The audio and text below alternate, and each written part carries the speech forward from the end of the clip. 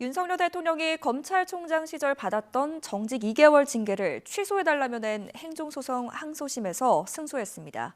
2심 재판부는 징계가 상당 부분 정당했다는 1심 판결을 뒤집고 당시 추미애 법무부 장관이 징계 절차에 위법하게 관여했다고 판단한 겁니다.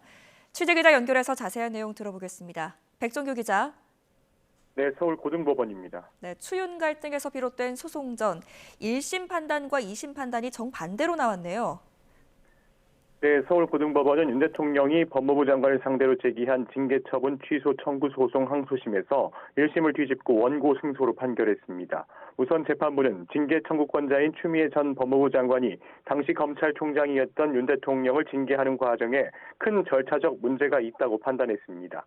추 장관이 관여한 행위, 즉 징계위원회 위원장으로서 심의 기일을 지정하고 변경한 행위가 위법하다는 겁니다.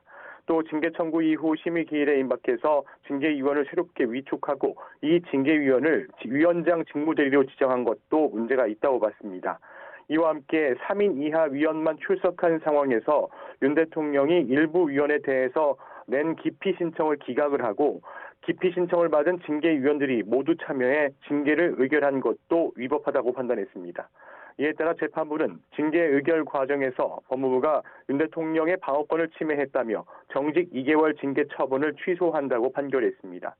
재판부는 헌법상 적법 절차 원칙과 법령 위반 하자들이 있어 징계 사유는 더 살필 것이 없이 징계 의결은 위법하다고 결론 내렸습니다.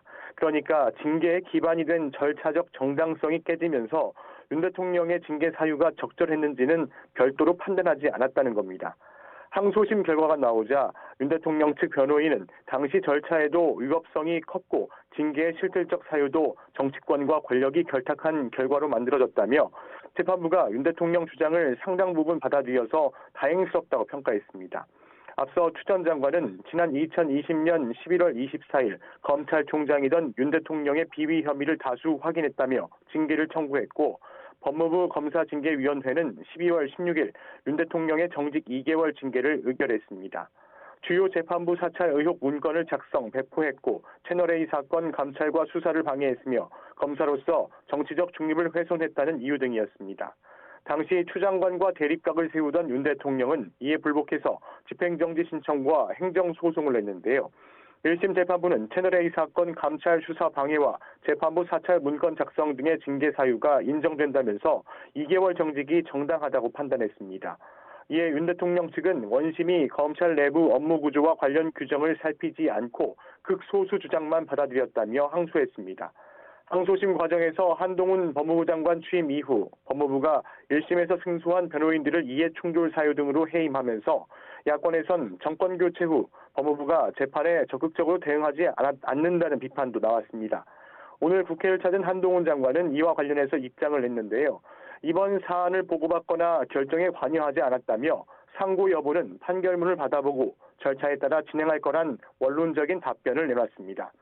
3년 전 직접 윤 대통령 징계를 청구한 추 전 장관도 SNS를 통해 입장을 냈습니다. 한 장관을 겨냥해서 재판쇼도 잘한다.